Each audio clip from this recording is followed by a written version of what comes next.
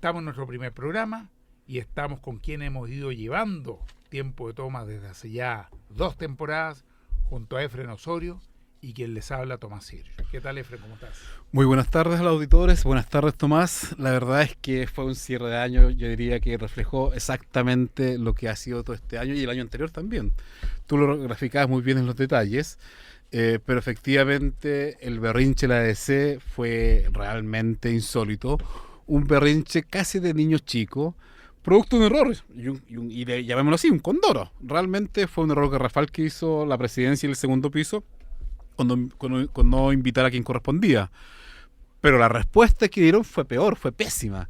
Fue un berrinche de niños chicos, fue un berrinche donde además se puso en juego, tanto que les gusta hablar del espíritu republicano, la figura de la presidencia de la República. Cuando el ministro del Interior dice, le he dicho que por última vez acepto esto, es muy extraño, es muy raro, eso no procede, si él es el empleado de la presidenta. Entonces, en definitiva, refleja muy bien lo que fue el año 2015, donde la clase política está de tumbo, donde el gobierno ya popularmente le empiezan a decir el catrasca, gobierno catrasca, cagá tras cagá, catrasca, gobierno tipo catrasca.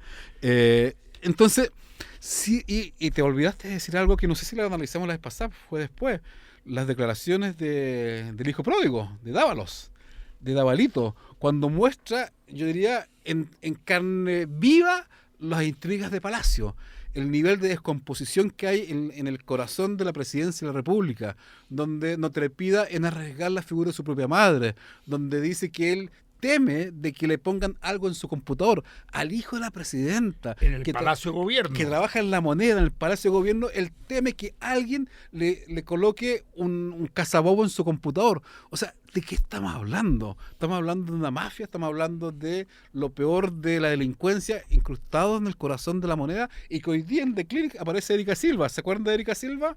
Esa señora media con ojos medios desviados, ojos raros, que hablaba cosas medias irracionales, sale hablando y reforzando la tesis de Dávalos. Entonces, la verdad es que el nivel de descomposición que hay a nivel de la clase política es tremenda, es nauseabundo el olor que emana, y que sin embargo es preciso destacar las brisas pequeñas todavía, pero importantes, que están surgiendo.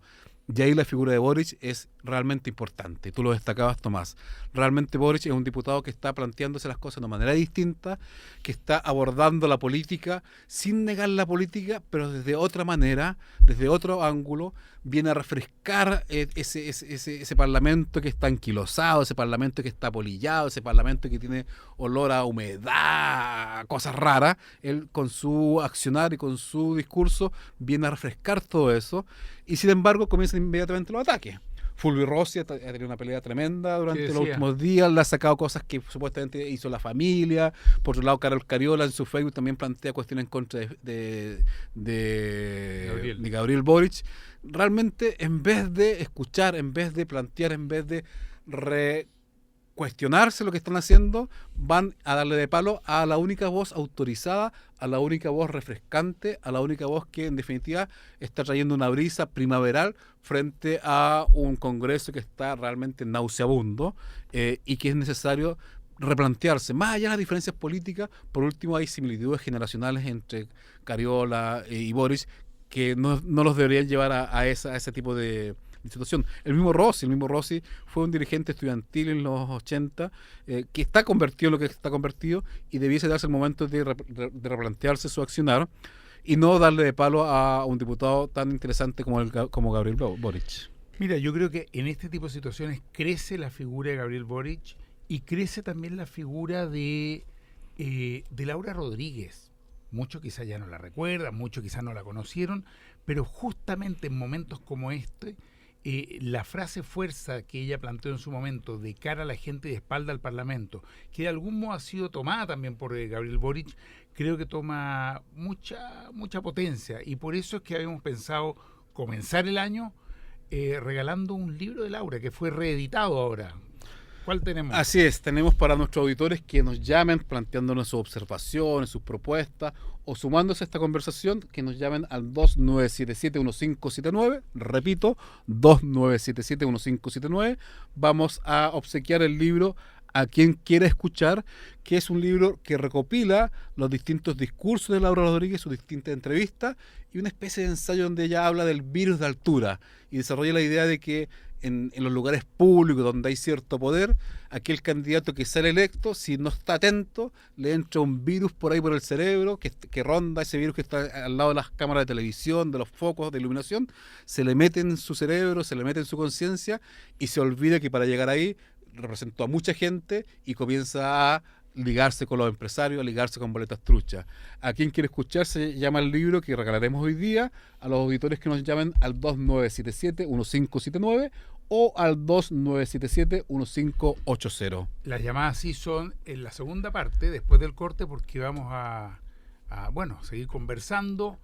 Tenemos un contacto, pero parece que está manejando en este momento nuestro contacto. Vamos a ver qué es lo que nos dice en producción. Pero sí, yo creo que es interesante hoy leer este libro. Estas son reflexiones de Laura de hace más de 20 años, 20 años, sí. 22, 23 años, pero cobra mucha vigencia. Cuando yo escucho a Gabriel Boric decir, mira, las decisiones no se están tomando acá, esta es una democracia tramposa, una democracia falsa, todo se termina decidiendo entre empresarios, todo se termina decidiendo entre lobistas, todo se termina decidiendo a espaldas de la gente y de los mismos congresistas. Bueno, uno se da cuenta hasta qué punto está débil, está coja esta democracia, que no es más que un remedio de democracia, una cuestión formal pero que no es real, no hay espacio de participación. Y por eso que uno no debiera quejarse tanto después de ver que la gente no quiere participar o que la gente no va a votar. Próximas elecciones municipales, no es de extrañarse que tengamos finalmente 60-70% de abstención, porque la gente no se siente representada. Creo que tenemos ya nuestro contacto. Parece que todavía no. Contemos por mientras que y así lo animamos además. Sí, ¿A quién tenemos ahí? Tenemos a una persona que es del mundo empresarial, primera vez que tenemos una voz empresarial en este programa, pero que es de esos empresarios que dicen las cosas pan, vino, vino, y que es re interesante. Él se define como un mulato, dice que los de la izquierda lo creen de derecha y los de derecha lo creen de izquierda. Tenemos acá una entrevista telefónica con Roberto Fantuzzi, 71 años, ingeniero comercial, sanito, se define él, sanito y sin revisión de próstata. Roberto está por ahí. Oye, pero hablando en serio, eso es lo que más necesito. Le cambio el agua al pajarito en la noche como 10 veces. No estoy durmiendo nada. ¿Cómo está, Roberto? Bien. Oiga. Como anécdota, para reír.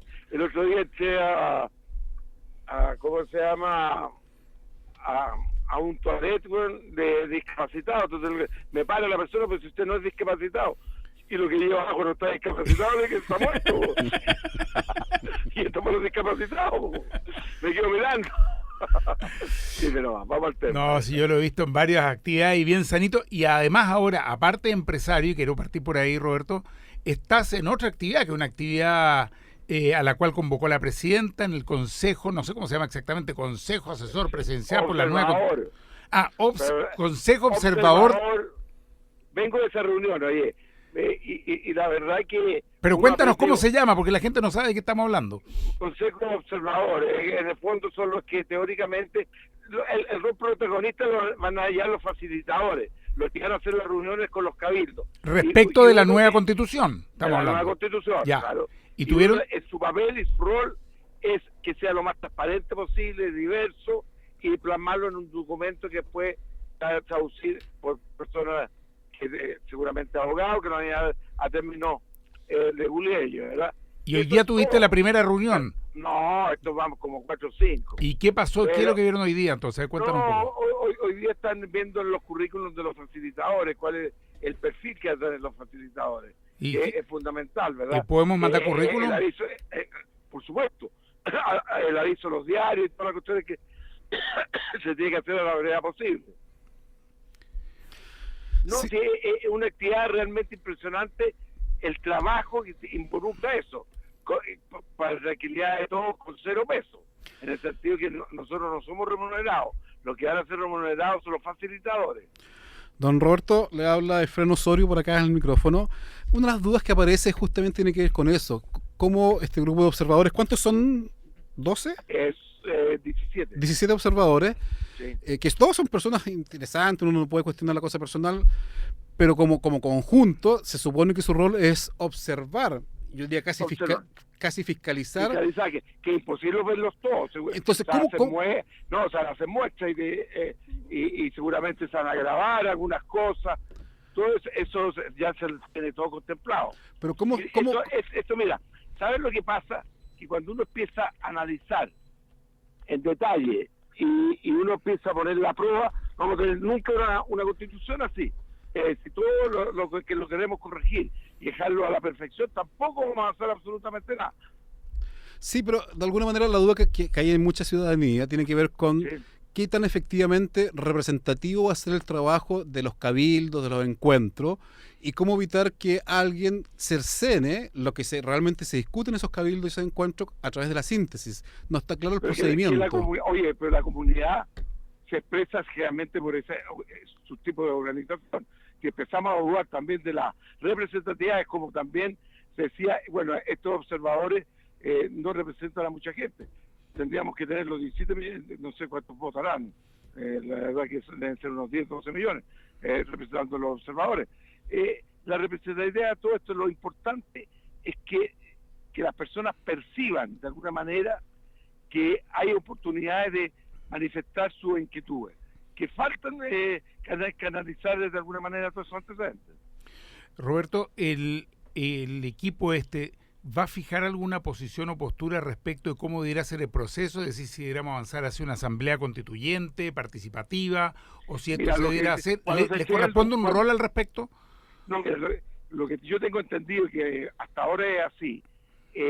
Nosotros vamos a entregar el documento que se va a llevar en términos legales y ese se va a presentar a la presidenta o el presidente que sea en el tiempo adecuado.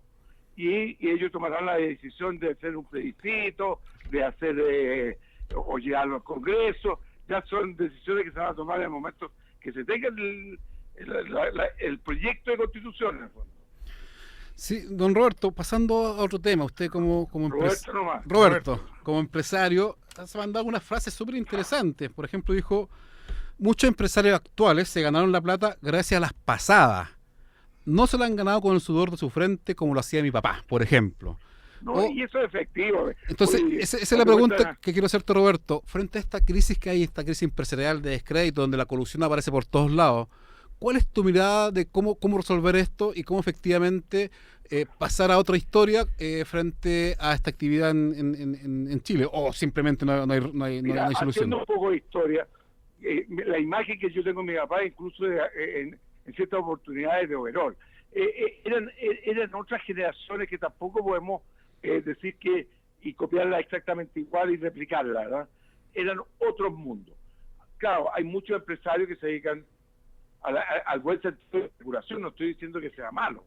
La especulación también se puede mirar de una perspectiva positiva, pero ojo, también hemos tenido información de las colusiones, toda esta historia que escuchamos todos los días, pero a mí me queda la sensación y gusto amargo que también es un poco injusto ella, porque los seres humanos somos todos iguales, ¿no? Y los empresarios también. Hay empresarios buenos, regulares, malos, y siempre van a haber gente que se tienta, y esto no quiero tampoco generalizarlo, pero en el mundo político está pasando, en el mundo religioso, en el mundo empresarial. A mí lo que me duele, y eso lo reconozco, y a veces peco de insolente, que este país, que era un país relativamente en alguna área industrializada, ya no hace absolutamente nada. Tenemos cada vez menos áreas productivas. Y me contradigo, porque te voy a decir que fui a Concón y fui a una fábrica, escucha bien, fábrica de verdad, fábrica que hacía máquinas para fábrica de chocolate y la vendían en Europa, en todas partes del mundo. Entonces, cuando los economistas hablan de la famosa ventaja competitiva, ¿qué ventaja competitiva tenemos en Chile para tener una fábrica que hace máquinas para hacer chocolate? Ninguna. Oye, ¿Qué ventaja competitiva tenemos para hacer caja de cambio? Tú sabes que en Chile se hace caja de cambio, ¿verdad? Bueno, es que ese me parece un punto muy importante, Roberto. Nosotros, por lo menos, desde el humanismo hemos planteado siempre que es la empresa productiva la que agrega valor, la que puede ayudar a desarrollar los países.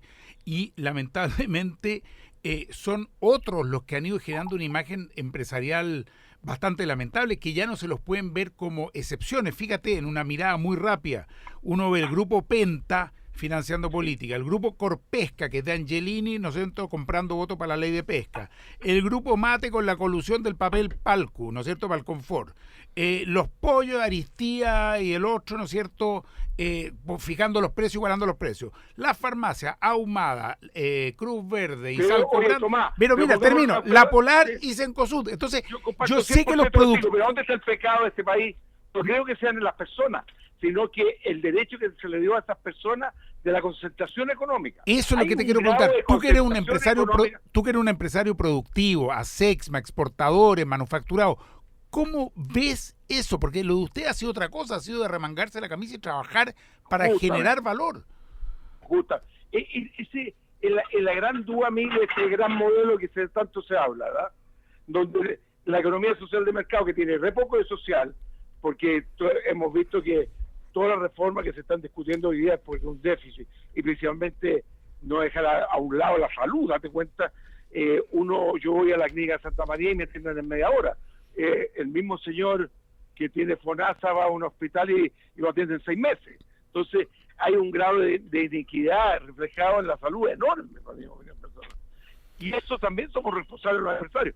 Por eso cuando hay un grado de concentración tan grande, esto tienta, la concentración económica tienta a intervenir en la política. Roberto, porque siempre el poder es muy atractivo. Roberto, mira, una consulta. Dentro de la discusión constitucional en los sectores empresariales hay mucho cuidado, mucha advertencia con respecto al rol que se le asigna a la propiedad. Yo te he escuchado o leído por ahí algunas cositas donde tú deslizas unos conceptos bastante innovadores con respecto al tema de la propiedad. ¿Cómo ves tú el tema de la propiedad privada? Mira, yo creo que la propiedad, su sentido intrínseco ha ido cambiando con el tiempo. Oye, 40 años atrás, y te lo voy a decir de todo corazón, nosotros en Fantuzzi fundíamos y tirábamos y contaminábamos la mitad de Cerrillo. Eso hoy día no se puede hacer. ¿Y cuál era el concepto antiguo? Que si yo hago lo que quiero con mi propiedad, que es la teoría que se expresa muy bien en Chile, que lamentablemente no se puede decir por la radio, que el perro es mío. Uh-huh. Y eso se acabó, la teoría del perro es mío. El perro es mío y no puedo hacer lo que yo quiero con él. Estás apuntando a un concepto más de propiedad social, claro, y responsabilidad. No, que la propiedad, cuando daño al bien común, hasta ahí llega mi límite. Ajá. Si yo tengo un restaurante, no puedo poner la música hasta las 5 de la mañana porque la casa del lado me va a reclamar. Y es lógico que me reclame, porque también él tiene derechos. Y eso yo no puedo pasar por encima de los derechos de él. Oye, a propósito de eso te quiero preguntar, antes que se nos vaya el tiempo, 2 temas, te los dejo lanzados. Reforma laboral y reforma tributaria. ¿Cuál es tu visión? ¿Qué crees que puede pasar? Hay argumentos que a veces a mí me chocan. En la reforma tributaria, que es una reforma bastante complicada, que nadie entiende nada. Digo, efectivamente es real, pero tampoco entendían la anterior. Te lo digo porque yo me he tocado a esas intervenciones con micro y pequeños empresarios y medianos tirados grandes que no tenían idea de lo que era el fútbol y no tenían idea cuánto tenían de fútbol. ¿Ok? Uh-huh. Date cuenta cómo nos iba a requerir se había calculado, tú sabes que puede repatriar hoy día recursos que tenía en el exterior que no había declarado. Así es, pagando un 8%. Un 8%. Se tenía estimado que eran 120 millones de dólares que se iban a recaudar. Vale en 1.000. Date cuenta de la plata que hay de afuera. En 1.000. Ajá. Significa que hay que recaudar 120, son alrededor de 1.500 millones de dólares, eran, ¿verdad? Claro. Pero si hacen 1.000, son casi 12.000 millones. Claro. Entonces es una cifra astronómica. Eso muestra tres veces o cuatro veces la reforma tributaria. Eso muestra la cantidad de plata que hay afuera, ¿no? Claro, la plata que había afuera. Sacada subrepticiamente del país. Después también había cuando uno leía y decía ya, presupuesto nacional y veías que el presupuesto global complementario la gente le devolvían plata, sé que los pescados grandes nadie pagaba nada. Roberto, se nos está acabando el tiempo. Así que tenemos que agradecerte tu intervención. ¿Qué has invitado? Nos gustaría mucho tenerte por acá para conversar más tranquilo. Realmente Encantado. siempre... Y hoy día estuve hasta esta hora en la cuestión del Consejo. Oye, una preguntita antes de cortar. El próximo lunes entiendo que el Consejo recibe a los partidos políticos. A los partidos políticos, ¿A sí. todos? A todos. ¿A todos, todos? A todos. Y me confirmaron hoy día que ustedes están citados. Ah, qué bien. Mira que ha habido una mala costumbre de dejar afuera a algunos, entonces no le hace bien al porque país. Le pregunté al secretario ejecutivo, le dije, me llamaron recién del Partido Humanista. Ya. ¿Está confirmado? Están informados. Me Que te estás ahí cuidando. Ya, pues Roberto, nos vemos. Okay, que nos estés muy bien, vemos. gracias. Chao. Chao. Vamos entonces a un corte, pero antes de ir, repitamos que tenemos el libro, a quien quiera escuchar, vamos a abrir los teléfonos en la segunda parte, el 2977-1579 y el 2977-1580. Vamos a una pausa y volvemos.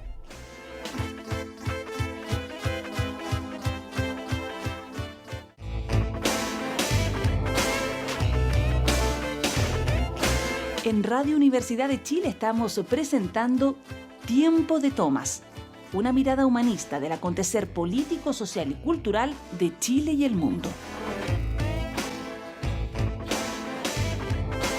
Estamos de vuelta junto a Tomás Hirsch en la Radio Universidad de Chile, la radio que piensa, y quien le habla es Efren Osorio. Como ya les hemos anunciado a los auditores, pueden llamar a los teléfonos 2977-1579, 2977-1579 o al 2977-1580 para hacernos llegar sus propuestas, observaciones, críticas, miradas o lo que ustedes como auditores quieren plantearse. Acá tienen un micrófono abierto. Bueno, estábamos conversando telefónicamente con Roberto Fantuzzi, presidente de ASECMA, Asociación de Exportadores de Chile, de Manufactura, ingeniero comercial de la Chile. Y la verdad es que queda planteado un tema en términos del rol del empresario, de la cosa productiva versus la cosa especulativa. Y ahí, como humanistas, nosotros tenemos una mirada. Nosotros no somos estatistas, ni creemos la desaparición de la empresa privada. ¿Cómo ves eso? Porque realmente nos confunden con prácticamente gente que fuéramos estatistas, que queremos estatizar todo. ¿Hay un llamado al parecer? Parece que hay un llamado. Le damos la pasada Sí. primero. Los auditores tienen la palabra. ¿Aló? ¿Aló? Sí, Sí. ¿quién está por ahí? Soy Ramiro de Maipú. ¿Qué tal? ¿Cómo estás? ¿Ramiro? Lo más bien, gracias a ustedes. Muy bien. Cuéntanos, Ramiro. Oye, pucha, qué falta le ha hecho la estatura moral de la Laura Rodríguez a toda la clase política, y más aún la estatura intelectual. Yo formé parte del movimiento por la comunidad hace muchos años, y ahora estoy integrando un centro cultural y estamos haciendo una configuración de organizaciones populares dentro de la comuna de Maipú, basado fuertemente en la idea de la comunidad y de Laura Rodríguez cuando ella se insertaba en el humanismo. Así que yo quería agradecer la oportunidad de que la recuerden y que además tengo la oportunidad de llevarme el libro. Ya pues, Ramiro, gracias. Vamos a ver si sales premiado. Es un concurso, así que veremos qué auditor se lo lleva. Yo creo que efectivamente uno la recuerda mucho. Y Laura tocaba este tema que me estás preguntando tú, es decir, ¿cuál es el tipo de empresa que promueve el humanismo? Efectivamente nosotros apoyamos fuertemente al empresariado nacional.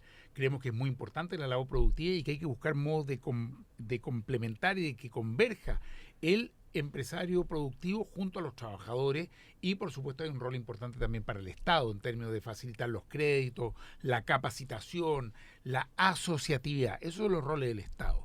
En cuanto al tipo de empresa, hay una que acá en Chile se ha explorado muy poco, pero que ha tenido resultados muy buenos en muchos países, que es la propiedad participativa de los trabajadores. Es decir, buscar fórmulas para que tanto los dueños del capital como los dueños del trabajo, los trabajadores, participen de la propiedad y participen de las decisiones que se toman al interior de la empresa y participen también de las utilidades. ¿Por qué ambas partes? Porque las dos partes asumen riesgo. El dueño del capital hoy día tiende a llevarse toda la ganancia y el trabajador solamente el salario. Pues bien, en la empresa con propiedad participativa de los trabajadores que promovemos en el humanismo, tanto los trabajadores como los dueños del capital están asumiendo riesgo y por lo tanto ambos se benefician con la ganancia que tiene la empresa, con la utilidad que tiene la empresa. Y ambos participan de la toma de decisiones porque les preocupa a los dos sectores. A los trabajadores también les preocupa saber cómo se van a invertir las utilidades, cuáles son los nuevos proyectos y quieren hacer su aporte. Estas experiencias se han desarrollado en muchos otros países, incluso en Estados Unidos hay muchas empresas de propiedad participativa de los trabajadores que han tenido un excelente resultado. Acá en Chile la única experiencia que se hizo fue nefasta porque tuvo que ver con una manipulación durante la dictadura que fue el llamado capitalismo popular, que en realidad no tenía como intención que los trabajadores participaran de la propiedad y la decisión, sino que fue simplemente un modo de privatizar las empresas.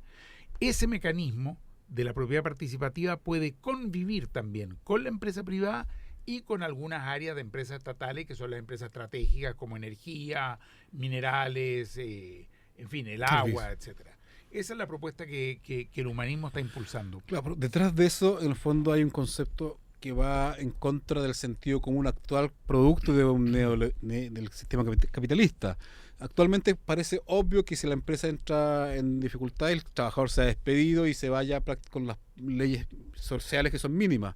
Sin embargo, ese trabajador que estuvo 10, 15, 20 años en la empresa, fue parte de esa empresa, hizo que se enriqueciera esa empresa y por tanto, si la propiedad fuera realmente participativa, las definiciones, las decisiones, tanto para los dueños de la empresa como para los trabajadores debiesen ser similares. Obviamente requiere un marco regulatorio, obviamente requiere un marco legal que no lo tenemos en Chile. Pero hubo otra experiencia, Tomás, que fue en los años 60, fue con la ley de cooperativas. Hubo en algún minuto un incipiente movimiento cooperativo en Chile que generó cosas bastante interesantes que llegado al momento de la dictadura las desarmó inmediatamente. Pero hay ciertos ejemplos de propiedad cooperativa que están en Chile en el pasado y actualmente en el mundo. Creo que hay un cambio de paradigma en ese sentido. O sea, una empresa es de quien aporta el capital, pero también de quien aporta con su trabajo diariamente para la productividad de la empresa. Bueno, efectivamente, claro, lo que pasa es que el sistema cooperativo obviamente no le conviene al mundo de las grandes corporaciones multinacionales. Les es muy incómodo que la gente se organice, que la gente vaya tomando las decisiones por sí mismo, que vayan repartiendo las utilidades en forma igualitaria, porque va exactamente en la dirección contraria del modelo de acumulación que está hoy día implementado en nuestro país, en el cual todo se ha ido concentrando cada vez más en menos manos. Yo quiero recordar que estamos acá en Tiempo de Toma, estamos con los teléfonos abiertos, hay gente que nos pregunta por Twitter cuáles son los números, 2977-1579, 2977-1580. Hay muchos temas abiertos, ¿qué vemos para el 2016? ¿Cómo ha sido el 2015? Y cómo este tema de la empresa, los trabajadores, los dueños del capital, parece que tenemos una...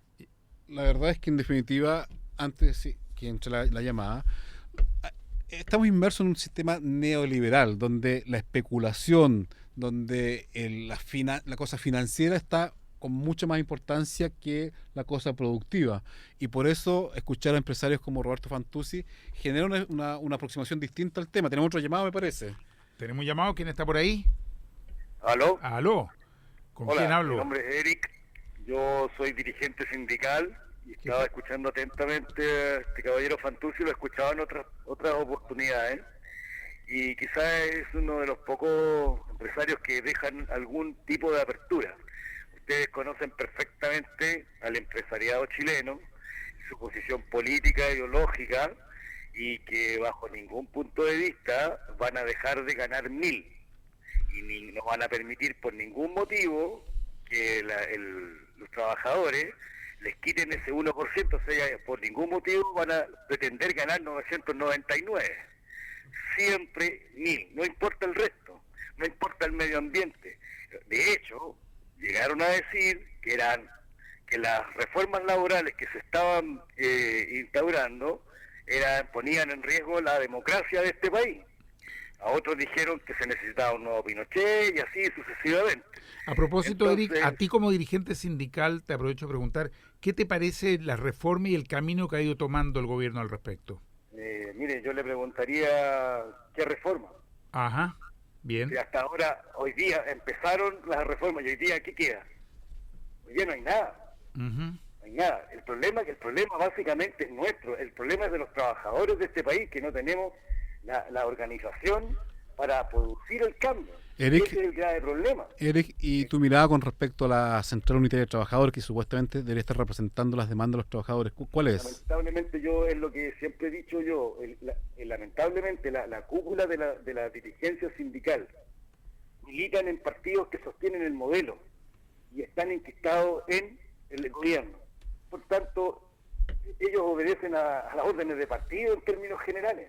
No van a producir el cambio que los trabajadores necesitan. ¿Y tu impresión es que los trabajadores están conscientes de esto, de lo que está pasando con la CUT, de cómo está representando esos otros intereses? Mira, yo soy dirigente de base y siempre lo he sido. Tengo 55 años y estoy de los 18 años metido en esto.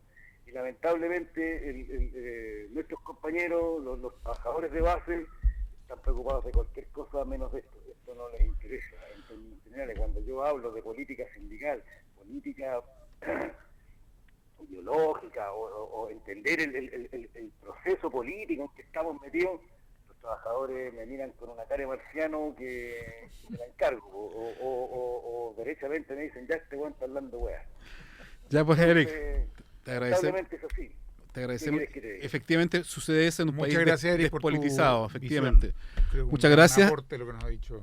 Sí, bueno, estábamos hablando justamente del tema de la empresa productiva versus la empresa especulativa, porque Eric plantea, efectivamente, los grandes empresarios en Chile no quieren reforma tributaria, no quieren reforma laboral, quieren seguir ganando los 1.000 y no quieren bajar ni un peso de su utilidad de ganancia. Más aún, son parte todos de una misma élite, de una misma casta, que se premian unos con otros. Délano, en el caso de Penta, me acuerdo también del alcalde, en el caso de La Polar, todos han sido premiados por sus pares. Eran personas exitosas, admiradas por sus pares. Mate, por cierto. Con cada uno con distintos premios en sus propias corporaciones, en sus propias asociaciones gremiales. Sin embargo, caen en desgracia y todos miran para el lado y dicen, eso no puede ser. Pero detrás de eso está la aceptación de que el éxito es a toda costa, el éxito no importa que sea a costa de la depredación del medio ambiente o a costa de el sacrificio inhumano de muchos trabajadores. Distintos empresarios que son de la parte productiva, que han estado efectivamente con la camisa remangada, que no viene la cosa especulativa y que son la gran mayoría de pequeños y medianos empresarios en Chile que hay y que a nuestro juicio ese es un valor que debe ser preservado y no puede estar sometido a los vaivenes de la especulación financiera o a la asfixia que los distintos bancos, con todo el sistema bancario, lo están sometiendo diariamente. Pero además, Eric, me parece que toca un tema que es muy de fondo.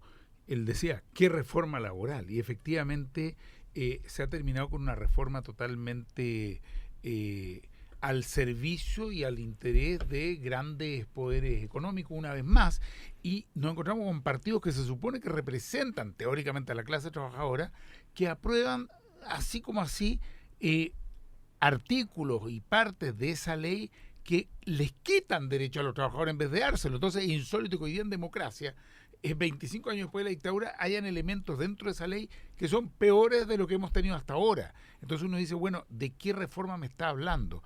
Y en ese sentido es bastante lamentable también el rol que ha tenido la dirigencia de la central más importante que se supone en nuestro país, que es la CUT, ¿no? Sí, y ojo, que el Código Laboral, los quórum que requieren para ser modificados no son los quórum más altos.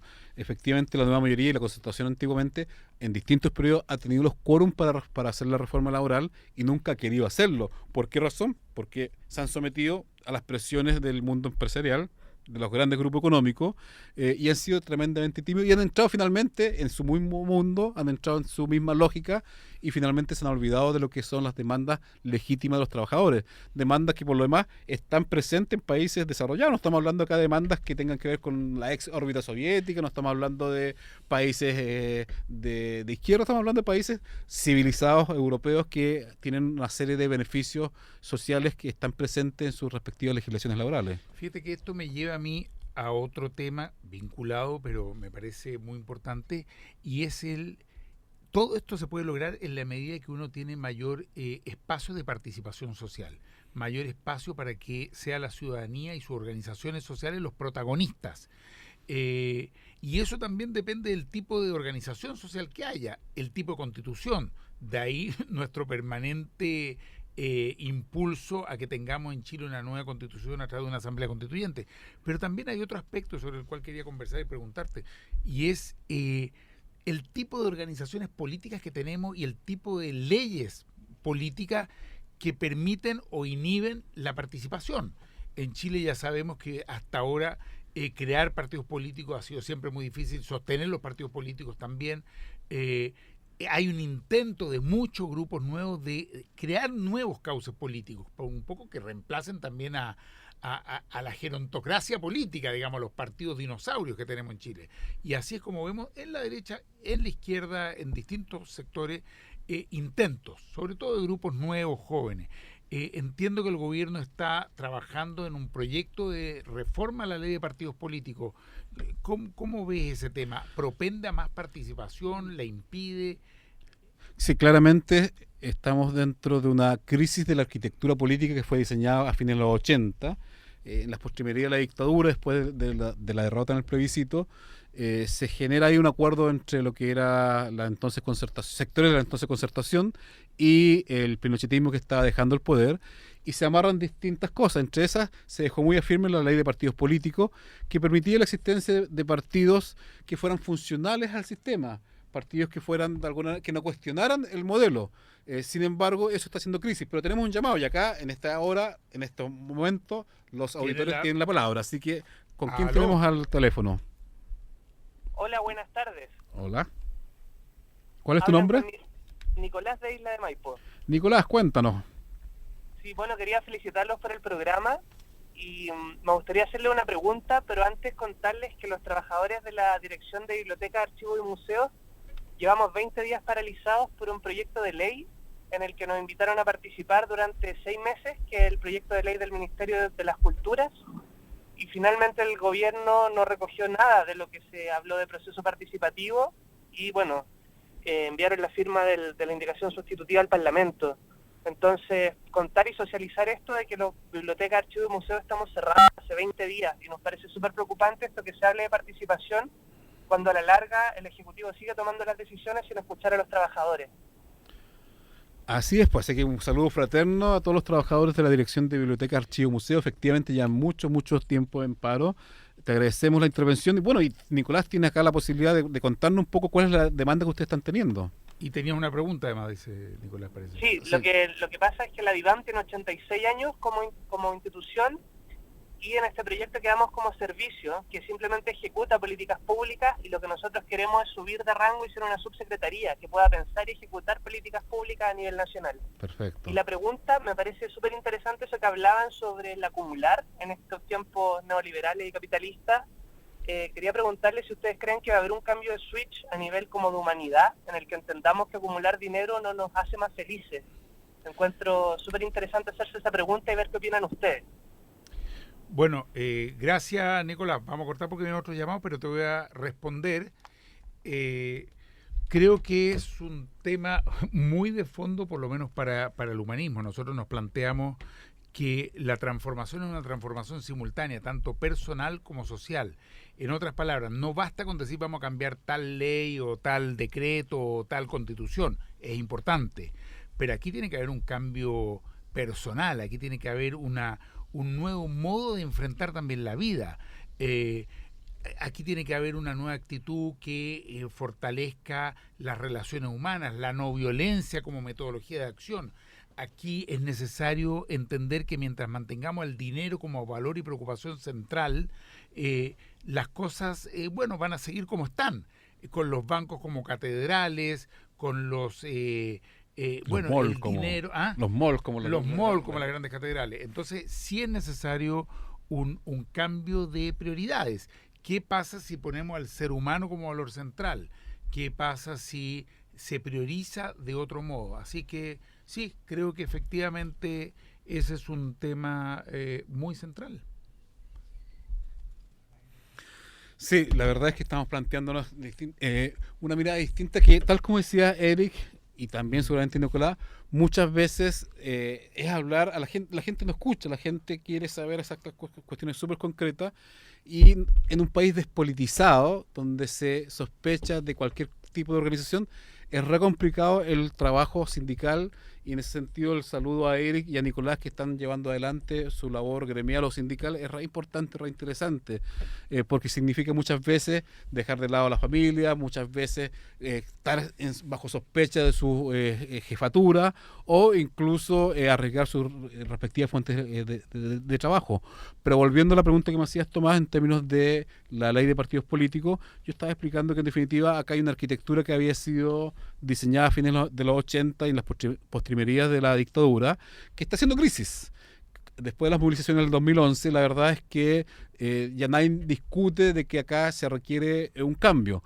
Algunos pensamos que ese cambio tiene que ser para avanzar a una sociedad mucho más humana, una sociedad con derechos, una sociedad que de alguna manera vaya humanizando las relaciones económicas y laborales, mientras que otros piensan que ese cambio debe hacerse para que todo siga igual, un cambio gatopardiano se dice políticamente. Entonces ahí hay una tensión, y efectivamente el duopolio que está representado en el Parlamento ha estado discutiendo una ley de partidos políticos que en el fondo lo que ha hecho es inhibido y ha restado cualquier posibilidad de surgimiento de partidos alternativos.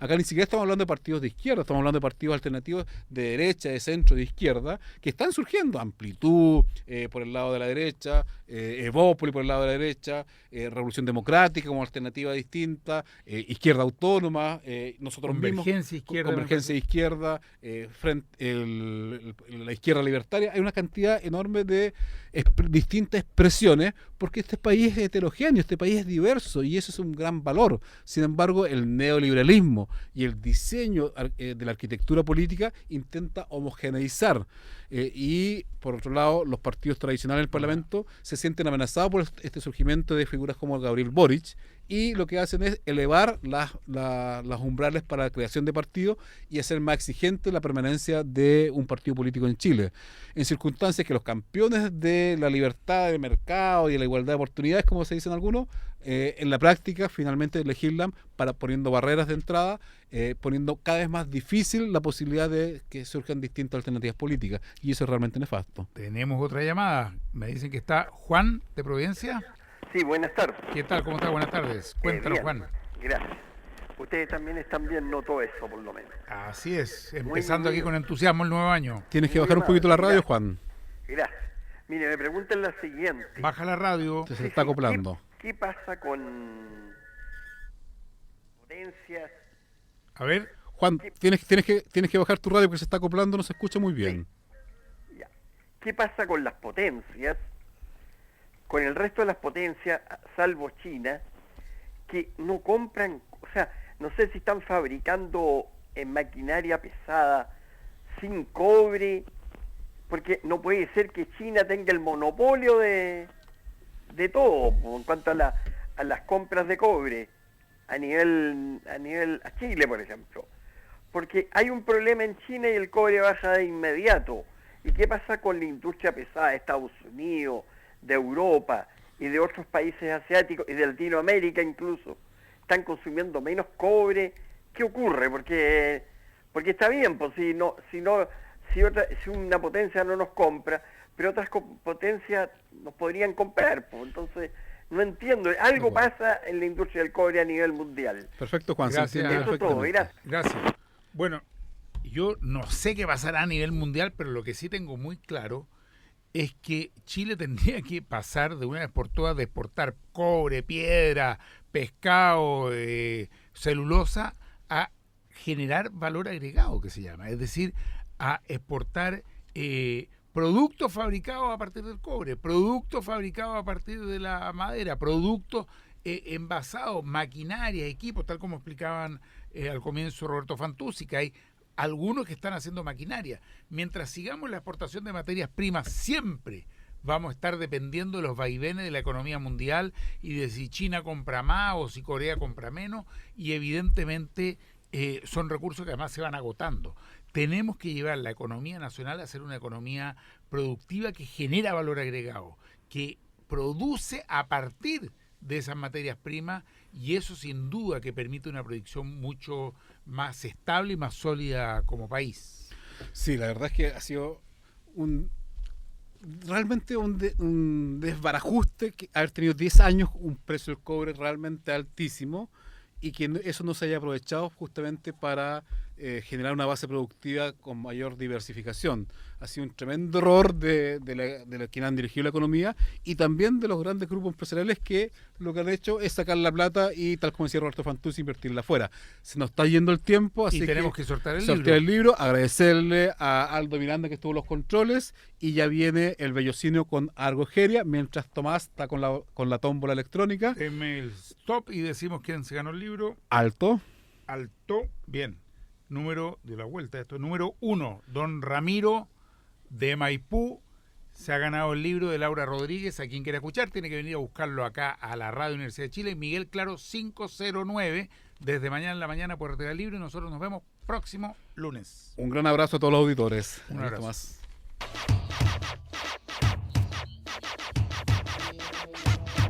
En Radio Universidad de Chile hemos presentado Tiempo de Tomas, una mirada humanista del acontecer político, social y cultural de Chile y el mundo, con la participación de Fernando García Nadaf, Efrén Osorio y Tomás Hirsch junto a sus invitados. Nos encontramos el próximo lunes a las 8. Despeínate, indígnate y súmate a Tiempo de Tomas. ¡Hey!